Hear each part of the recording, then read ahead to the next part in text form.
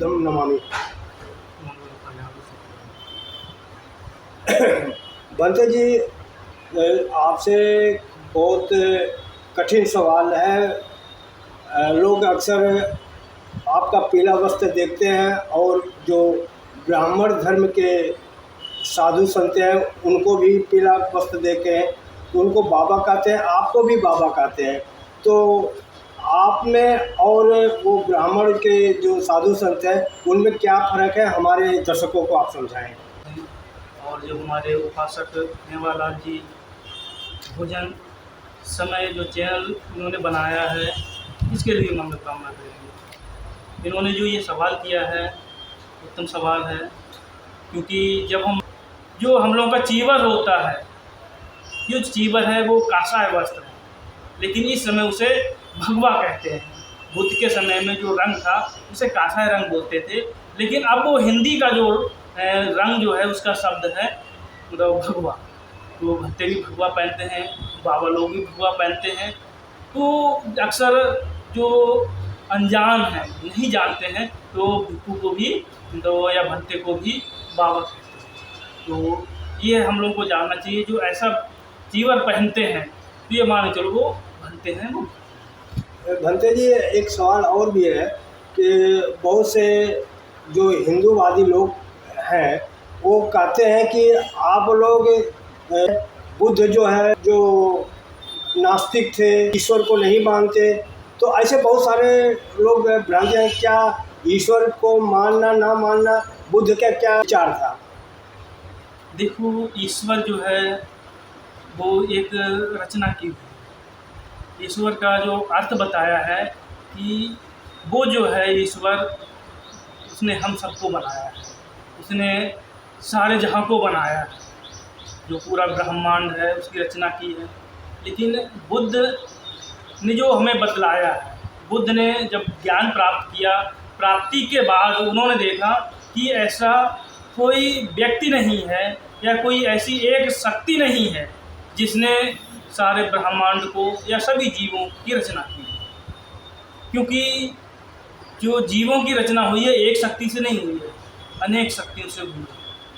जैसे कि अब मान लो जैसे हम हैं, अगर हमें भोजन ना मिले तो 1 साल 2 साल में तो कितनी भी तपस्या करें शरीर खत्म हो जाएगा।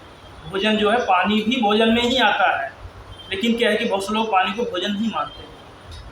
यहाँ तक कि फिर जो वायु वगैरह है ये भी भोजन में आती है। चलिए, मुझे एक कहानी याद है कि आनंद बैठे हुए थे, तो कुछ लोग बुद्ध से आके पूछा कि भगवान क्या ईश्वर होता है? तो एक व्यक्ति आया, पूछा भगवान क्या ईश्वर होता? तो भगवान बुद्ध ने कहा कि जब उसने कहा ईश्वर होता है तो बुद्ध ने कहा नहीं होता है। फिर दूसरा आता है, कहता कि क्या बुद्ध नहीं होता है? तो उन्होंने कहा होता है। तो आनंद जब वो चला गया तो आनंद पूछते हैं कि भगवान आप 2 तरह की बातें करें, एक आया तो आपने कहा कि भगवान ईश्वर होता है, एक आया तो नहीं होता है।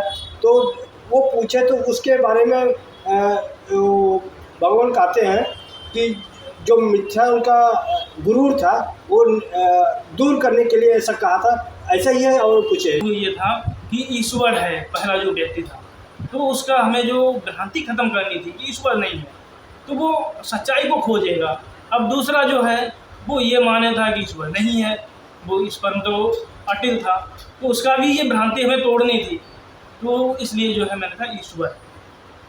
तो इसको जो ये माने हुआ ईश्वर है और जो ये नहीं माने हैं कि ये मन में रखे हैं कि ईश्वर नहीं है, दोनों ही व्यक्ति इस संसार में घुसे हुए हैं। क्योंकि ये एक हम भ्रांति बना लेते हैं कि ये सत्य है, लेकिन इससे कुछ अलग ही होता है। ईश्वर है या ना नहीं है, इसमें फ़र्क नहीं पड़ता है। बहुत से लोग उच्छेदवादी हैं कि मैं इसको नहीं मानता हूँ, वो उसमें फंसे हुए हैं। तो बुद्ध दोनों को तोड़ते हैं, तोड़ने के बाद भी सत्य के मार्ग पर लगाते हैं कि पहले अपने आप को जानो। ये अपने आप को जान लेता है तो सत्य को परख लेता है, क्योंकि दोनों व्यक्ति उसी में फंसे हुए हैं, आपस में लड़ते रहते हैं। आज का देखो माहौल क्या है, एक दूसरे के धर्म को क्यों नहीं मानते हैं? अरे मेरा धर्म सही है, मेरा धर्म सही है। सबका धर्म सही है, जो सही राह पे चलेगा, जो समाज के हित के लिए, सभी जीवन जो प्राणी हैं या जो जीवन है, सभी के जीवन के लिए या सभी जीव के कल्याण के लिए कार्य करेगा, वही धर्म सही है, वही धर्म सही है। अन्यथा जो एक दूसरे के प्रति लड़ता रहेगा, मारता रहेगा, वो धर्म सही नहीं होता। कभी धर्म एक दूसरे को हानि नहीं पहुँचाता है, हमेशा मंगल कामना के लिए ही कार्य करता है। अच्छा बंदे जी, बौद्ध धर्म में जीवन से लेकर मृत्यु तक कितने संस्कार हैं जो हमारे दर्शकों को समझाएं? ये जो है मेवालाल जी, आपने बहुत अच्छा प्रश्न किया है कि जो बौद्ध समाज है उनको ये जानना चाहिए कि बुद्ध के जो है कितने संस्कार हैं, बुद्ध ने कितने संस्कार बतलाए हैं, या आप कहें कि बौद्ध समाज में कितने संस्कार हैं। जी जी। वैसे 10 जो है महत्वपूर्ण जी। जिनको तो वो किया गया है, और जो है 2 संस्कार और भी जुड़े हुए हैं, जैसे कि जन्म संस्कार, फिर इसके बाद जो है गृह प्रवेश संस्कार, क्योंकि ये भी संस्कार किया जाता है। नया आवास बनाते हैं तो उसे प्रवेश कराते हैं किसी भक्ति के द्वारा। तो जो 10 संस्कार हैं, जैसे पहला संस्कार है गर्भ मंगल संस्कार, फिर इसके बाद जो है दूसरा नामकरण संस्कार, फिर इसके बाद तीसरा जो है अन्न ग्रहण संस्कार, फिर इसके बाद जो है चौथा है केश कपन संस्कार, फिर कर्ण वेदन संस्कार, तो कान जो वेदा जाता है, फिर इसके बाद जो है विद्या आरंभ संस्कार, विवाह संस्कार, ये जो है गृहस्थों के लिए महत्वपूर्ण है। फिर इसके बाद 2 संस्कार जो है भिक्षुओं के लिए, जैसे प्रवज्या। प्रवज्या का मतलब होता है मतलब सामने रहना, मतलब प्रवज्जित होना, बुद्ध के धम्म में या भिक्षु संघ में प्रवेश करना शुरुआत होती है। प्रथम शिक्षा जो होती है उसे बोलते हैं प्रवज्या संस्कार। फिर इसके बाद जो है उपसंपदा संस्कार, जो परमानेंट के लिए भिक्षु हो जाता है। फिर इसके बाद जो 10वां संस्कार है जिसे मृत्यु संस्कार कहते हैं, ये सबके लिए होता है, चाहे वो गृहस्थ हो, चाहे वो सन्यासी हो, चाहे वो भिक्षु हो, उनके लिए भी ये 10वां संस्कार होता है। तो ये 10 संस्कार हैं। अक्सर देखा जाता है कि जो बौद्ध धर्म में शादी होती है, किस तरह से शादी करना चाहिए बौद्ध धर्म में? तो जो विवाह संस्कार है बौद्ध लोगों में बहुत अच्छे से मनाना चाहिए, लेकिन जो ये तरीका है ज़्यादातर, क्योंकि वो जो समाज इस समय चल रहा है, जो परंपरा चल रही है, उस परंपरा में वो भी मतलब मिल जाते हैं। वो तो टीवी में देख करके, हाँ, टीवी में देख के या फिर कहीं सुन के या कहीं विवाह होते हुए देखने के बाद फिर वैसा ही करना चाहते हैं और करते भी हैं।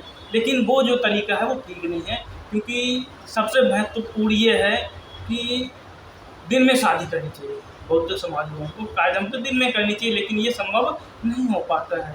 लेकिन अगर रात में करते हैं तो जल्दी करनी चाहिए। और बारात जो है आती है, वो चढ़ाने में उसे 2-3 घंटे लगा देंगे, उसमें समय बिताते रहेंगे, और फिर इसके बाद बारात आ जाती है। आने के बाद स्वागत संस्कार होता है, मतलब स्वागत उनको जो करते हैं वो होता है, बौद्ध समाज में भी हर जगह होता है और करना भी चाहिए। लेकिन उस समय वहाँ पर जय मतलब जो माला है, जय माला डाल के वो संस्कार कर देते, वो गलत है। जय माला का संस्कार नहीं होना चाहिए। जय माला का संस्कार जो है वो विवाह के बाद होना चाहिए। जो समर्पण वगैरह है उसके होने के बाद, जो 5 प्रतिज्ञाएँ होती हैं, जब वो हो जाती हैं उसके बाद ही जय मंगल, ये जो तो जय माला का संस्कार होता है वो होना चाहिए। लेकिन क्या होता है कि पहले तो बारात चढ़ गई, चढ़ने के बाद जैसे पहुंचने के बाद थोड़ा वो स्वागत किया, करने के बाद फिर वो जयमाला कर देते हैं, और इसके बाद वो खाना पीना तो भोजन जो है पहले चालू कर देते हैं। अब जो लोग आए हैं, अब बौद्ध समाज से तो शादी हो रही है, विवाह हो रहा है, तो लोग बहुत से ऐसे आते हैं कि देखने के लिए आते हैं कि अभी तक तो उन्होंने हिंदू रीति रिवाज से ही विवाह देखा था, अब बौद्ध समाज का जो विवाह है वो देखने के लिए आते हैं। पता चलता है कि उन्हें भोजन करा दिया, फिर कहते हैं अब क्या है कि अभी बहुत टाइम लगेगा, वो चले जाते हैं।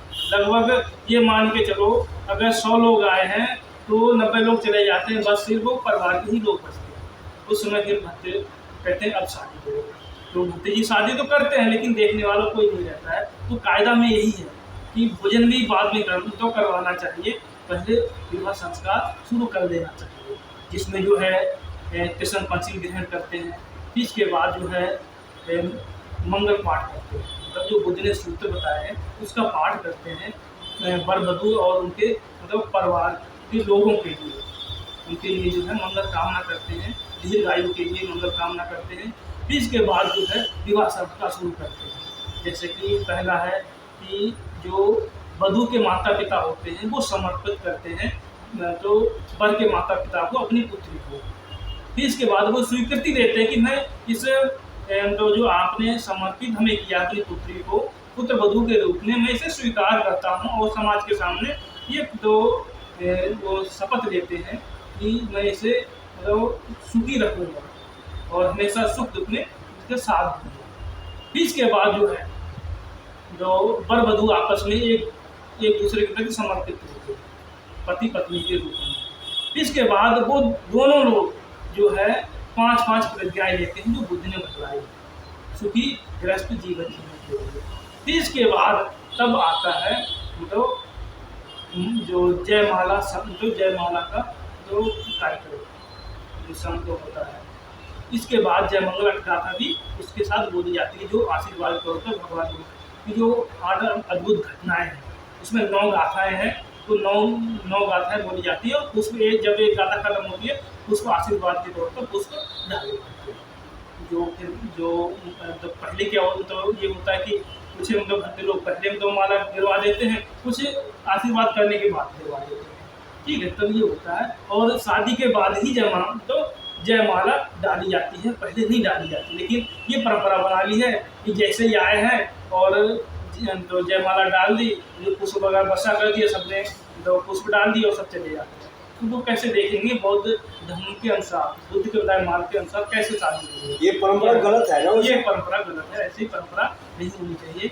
जो परंपरा सही है उसी परंपरा पर चलना चाहिए। अच्छा बंते जी, एक चीज़ और है, जो ब्राह्मण धर्म के साधु संत हैं अपने अधिकारों के लिए रोड पे आ जाते हैं, तो क्या जो भंगते लोग हैं इनको अपने अधिकार के लिए रोड पर सड़क पर नहीं आना चाहिए? ये आपने प्रश्न जो किया है नंदा जी, बहुत गंभीर प्रश्न किया है, क्योंकि ये मान्यता चली आ रही है कि जो बुद्ध विहार होते हैं वो कमेटी संभाले, वो कमेटियाँ ही संभालती हैं, उसमें भंते का कोई अधिकार नहीं होता है। लेकिन क्या है कि भंते ने चीवर पहना है तो कहें कि ये ड्रेस कोड है, कोई भी इसे देख के पहचान लेगा कि ये बुद्ध को मानने वाले हैं। लेकिन जो गृहस्थ हैं उनकी कोई ड्रेस कोड नहीं है, तो कोई भी तो ड्रेस पहन लेते हैं, कहीं पर भी जा सकते। जब तक कोई उसे भली प्रकार जानता नहीं है या वो बताए ना कि मैं बुद्धिस्ट हूँ, तब तक कोई नहीं बता सकता ये बुद्धिस्ट है। लेकिन हम निकल जाएं तुरंत बता देंगे। लेकिन जो आपने बात कही है, क्या होता है कि अपने अधिकारों के लिए, कौन से अधिकारों के लिए, बुद्धविहार तो अपने हैं नहीं, बनते कहाँ जाएगा। अगर ज़्यादा वो करता है तो रोड पे कहीं या पेड़ के नीचे, तो फिर वो क्यों अधिकारों के लिए लड़ेगा, वो कहीं पर भी आके अपना जीवन यापन कर लेगा। तो सवाल जो आपका सवाल है मैं उसी पा रहा हूँ। तो ये मतलब बहुत से भक्ति लोग ऐसा सोच लेते हैं कि मतलब बुद्धविहार वगैरह है, तो हम सभी को ये सोच के वो चलना चाहिए। तो भक्ति के जो अधिकार है रोड पे आना, तो जो आपने बात कही कि रोड पे आना, ये आज नहीं हमेशा से चला आया है। क्या होता है कि जब कोई परेशान करता है तो न्याय मांगने के लिए जब वो सरकार या फिर जो कानून है वो जो न्याय नहीं करती है तो रोड पे आना पड़ता है, जिससे कि समाज को पता चले अन्याय हो रहा है। तो रोड पे जब दूसरे बाबा लोग और सन्यासी लोग रोड पे आ जाते हैं तो भक्त लोगों को भी रोड पे अपने अधिकारों के लिए आना चाहिए। अभी मध्य प्रदेश में एक घटना हुई है कि वहाँ के कुछ शरारती तत्व जो है बुद्ध विहार में आ गए, वहाँ जय श्री राम के नारे लगे और भक्तों को करें यहाँ से खाली कर दो। तो जब तक वो है उनका थोड़ा सा अगर कोई कुछ होता तो सड़क पर आ जाते अपनी मांग को मनवाने के लिए, अधिकार के लिए। तो इस तरह के भक्तों में क्या जागरूकता नहीं हो जाए कि चाहिए कि आप अपने अधिकार के लिए भी तो आप आवाज़ उठा सकते हैं? देखो ऐसा है ना, अभी जो है भक्ति लोग इतने तो भक्ति हैं भी नहीं जिससे कि एक साथ आके मतलब अपने अधिकार का वो कर लें। लेकिन फिर भी चाहे जितने भी हों, चाहे 10 हों, चाहे 15 हों, चाहे 20 हों, उनको रोड पे आना चाहिए और जो है अपने अधिकार के लिए करना चाहिए। बिना लड़े कोई तो कुछ नहीं देता है, माँ भी बिना रोए दूध नहीं खिलाती है, इसलिए अपने अधिकार के लिए आना चाहिए। और सभी को भक्ति लोग जो हैं और जो बौद्ध उपासक हैं उनको भक्तियों का साथ भी देना चाहिए, जिससे कि जो भक्तियों का अधिकार है वो मिल सके। अच्छा भंते जी, एक सवाल है कि जैसे ब्राह्मण धर्म में प्रार्थना करते हैं ईश्वर से कि तो वो कुछ डिमांड करते हैं कि हमको नौकरी मिल जाए, हमारी पत्नी बीमार है ठीक हो जाए, और हमारे बच्चे को स्कूल में एडमिशन हो जाए, हमारा बच्चा अच्छा नंबर पा जाए। तो उसी तरह से जो हम बुद्ध के सामने पंचशील पढ़ते हैं, तो क्या वहाँ भी बुद्ध से कुछ डिमांड करते हैं, मांग करते हैं? वो क्या चीज़ है, दोनों में अंतर क्या है? कि वो भी प्रार्थना करते हैं या भी प्रार्थना करते हैं? देखो, जब ये प्रार्थना वो लोग करते हैं, वो उनके धर्मगुरु ने बतलाया है। जो बाबा लोग हैं, सन्यासी लोग हैं या ब्राह्मण जो हैं, उन्होंने सीधा कहा है कि आप ईश्वर से जो कामना करोगे और कि हे ईश्वर मुझे ये दे दो, हे ईश्वर मुझे वो दे दो, मुझे पुत्र की प्राप्ति हो जाए, मुझे धन की प्राप्ति हो जाए, तो ईश्वर देता है। ये उनके धर्मगुरु ने बोल रखा है। जी। ये प्रार्थना में उनके सम्मिलित है, लेकिन बुद्ध के उसमें ऐसा नहीं है। लेकिन जब वंदना करते हैं या कहीं की प्रार्थना करते हैं, उस समय किसकी क्या मानसिकता है ये नहीं कह सकते हैं कि वो ऐसी चीज़ें मांग रहा है कि नहीं मांग रहा है। लेकिन बुद्धिज़्म में क्या है कि जो बुद्ध के गुण होते हैं, जैसे बुद्ध के नवगुण, अरहंत, सम्यक संबुद्ध, विद्याचरण संपन्न, सुगत, लोक विदु, अनुत्तरो, पुरुषोत्तम सारथि, सत्ता देव मनुष्यानंद, बुद्धो भगवती। ये 9 गुण। तो ये 9 गुणों को हम याद करते हैं कि बुद्ध के ये 9 गुण हैं।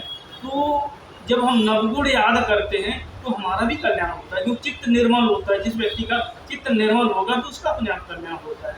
लेकिन यहाँ पर बुद्ध ने ये नहीं कहा कि आप मुझसे ये प्रार्थना करो कि मैं आपको पुत्र की प्राप्ति कर दूंगा, या मैं धन की प्राप्ति कर दूंगा, या घर दे दूंगा, या नौकरी लगा दूंगा। ऐसा बुद्ध ने नहीं कहा। बंदे जी, थोड़ा मैं उत्तर सवाल को मैं सरल तरीके से पूछता हूँ कि जैसे हम पंचशील पढ़ते हैं, तो पंचशील एक तरह से प्रतिज्ञा हम करते हैं कि हम झूठ नहीं बोलेंगे, चोरी नहीं करेंगे, अपना व्यभिचार नहीं करेंगे, मद्यपान नहीं करेंगे। इसका हम प्रतिज्ञा लेते हैं या और कुछ करते हैं? पंचशील में होता क्या है?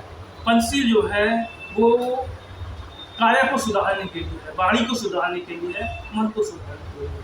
क्योंकि काया संवर, वाणी संवर, मनो संवर। क्योंकि अपने आप को जब हम संवर करेंगे तभी जो है हम मतलब हमारा कल्याण हो सकता है। जैसे कि हम हिंसा नहीं करेंगे, चोरी नहीं करेंगे, दुराचार से दूर रहेंगे, कि झूठ नहीं बोलेंगे, ये वाणी का है। नशा पान नहीं करेंगे, नशा पान भी इसमें आता है। फिर लोभ द्वेष ये भी ये मन का है, इसे हम दूर भगाएंगे, दूर उनको रखेंगे। तो ये जो शील है, जो नियम है, ये जो है सदाचार है, अपने जीवन जीने की कला है। अपने आप को परिशुद्ध करने के जो है ये नियम बुद्ध ने बनाए थे समाज को परिशुद्ध करने के लिए, ना कि मतलब और किसी उद्देश्य से कि आप ये शील पे चलोगे आपको और मतलब प्रार्थना आपकी स्वीकार कर दी जाएगी, इसके लिए नहीं है। ये जो है सदाचार के लिए है, अपना जीवन जो है अच्छा बनाने के लिए।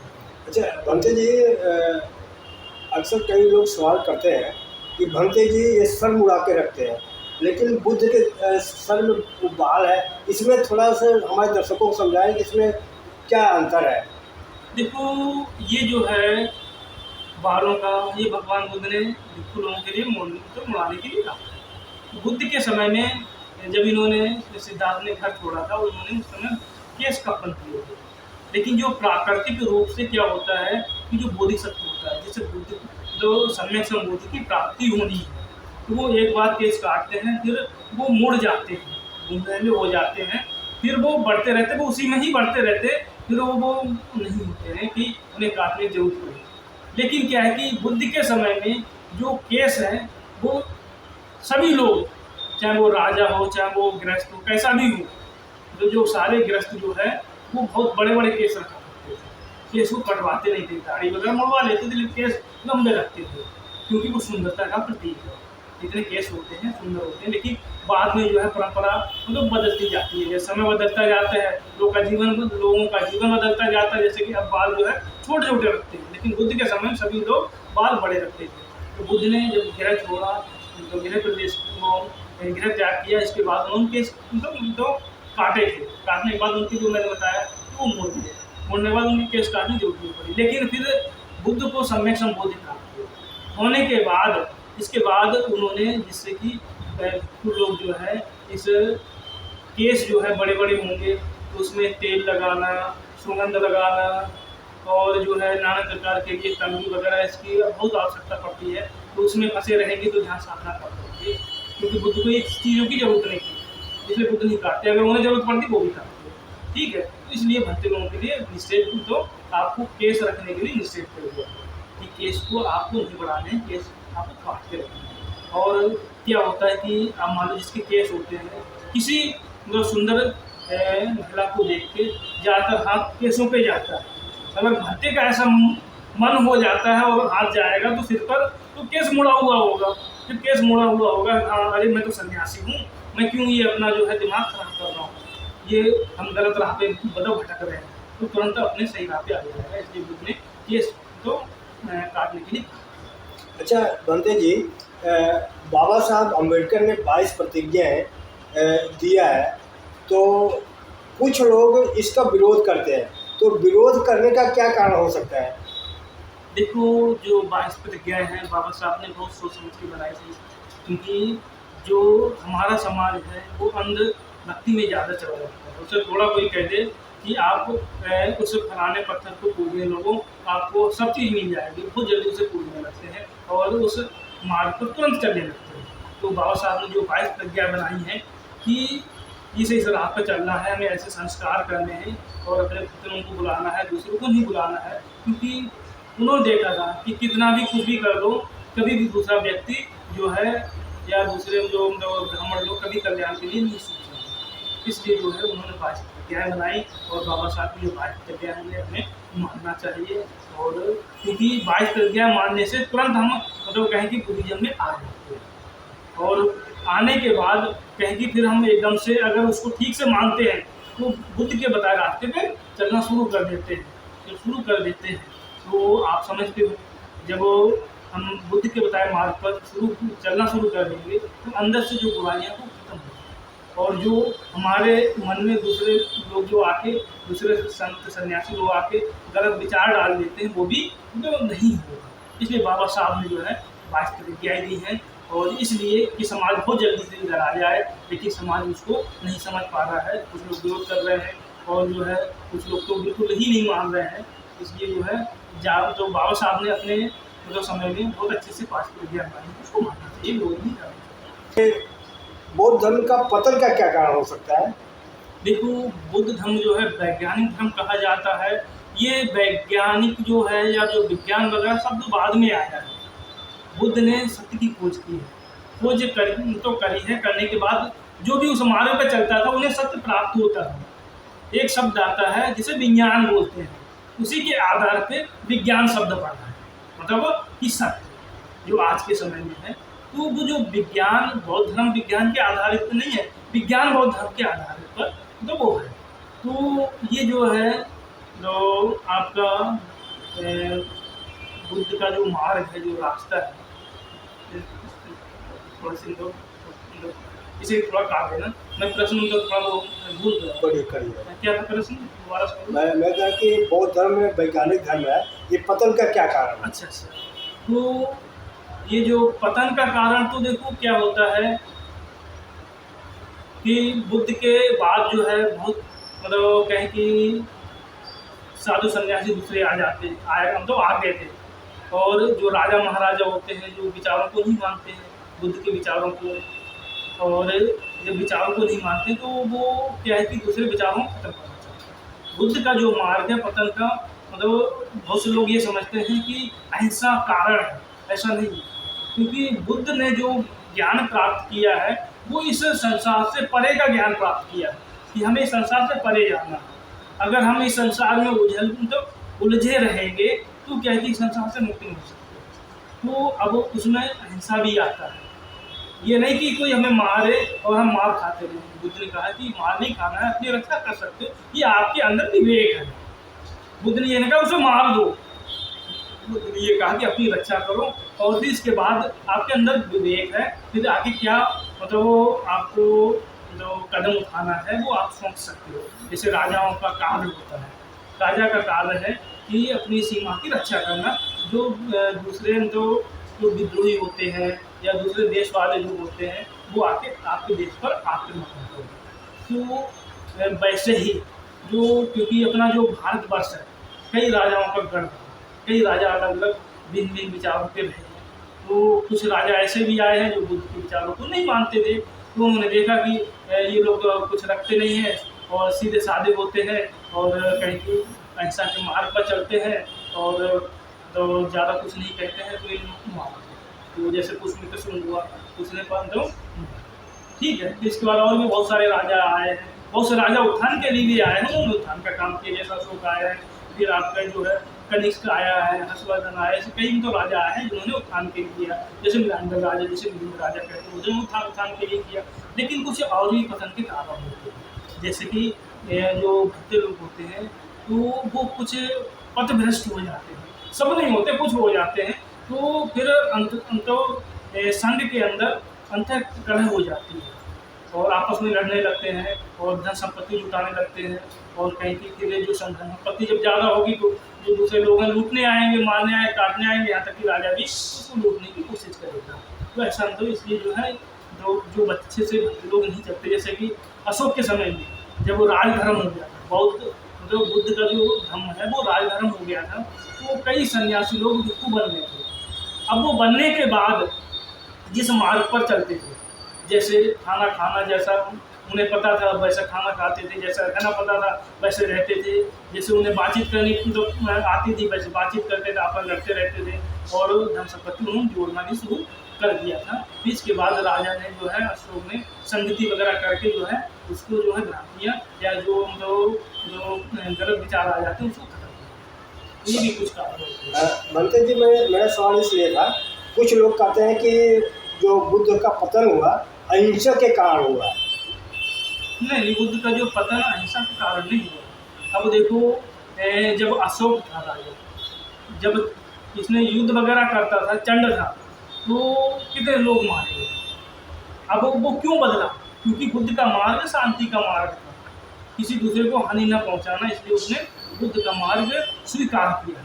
अब देखो जब तक मौर्य वंश रहा, क्योंकि अशोक जो है वो मौर्य वंश से मतलब संबंध रखता है, ठीक है, जब तक मौर्य वंश रहा दूसरे विद्रोही या कहें कि दूसरे देश के राजा कभी भी आक्रमण नहीं किया। जैसे मौर्य वंश को जो यहाँ के राजाओं ने जैसे भी कुछ कहें कि चतुराई से या छल कपट करके या कैसे भी जो है मौर्य वंश को खत्म कर दिया। करने के बाद तब जो है दूसरे विदेशी लोग आक्रमण तो हुआ है, उनका मौर्य वंश गया। बुद्ध का जब धर्म ठीक से रहा है यहाँ पर तब तो कोई भी भारी व्यक्ति नहीं है। अच्छा बनते जी, अंत में आपसे एक विनती करूँगा, हमारे दर्शक को समझाएं, अगर कोई जो हमें दर्शक देख रहा है अगर वो अपने बच्चों का नामकरण करना चाहे, केस कंपन करना चाहिए, तो आप जैसे बुद्ध विहार है तो वहाँ पे आके करा सकता है, कर सकता है? जैसे कि बुद्ध विहार पे नामकरण, केस कंपन, हाँ ये संस्कार बिल्कुल होते हैं और जो कोई अगर ऐसा करना चाहता है तो आके मतलब करवा सकता है। बहुत से लोग क्या होते हैं नामकरण अपने घर पे बुला के करते हैं, क्योंकि जो सगे संबंधी सब उनको इतने दूर नहीं आ सकते हैं या पड़ोसी लोग नहीं आ सकते, इसलिए वो घर पे बुला के करवाते हैं। और कहीं केस कंपन जो है बहुत से लोग जो है बुद्ध विहार पर आके करवाते हैं, बहुत लोग घर पे बुला के करवाते हैं, तो बुद्ध विहार पे भी करवा सकते हैं और घर पर भी बुला के करवा सकते हैं।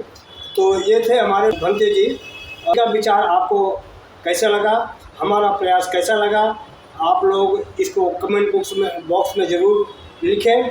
और आपसे एक छोटी सी विनती है कि यदि ये बहुजन समय को आप मदद करना चाहते हैं तो सब्सक्राइब करें, कमेंट करें और शेयर ज़रूर करें। धन्यवाद।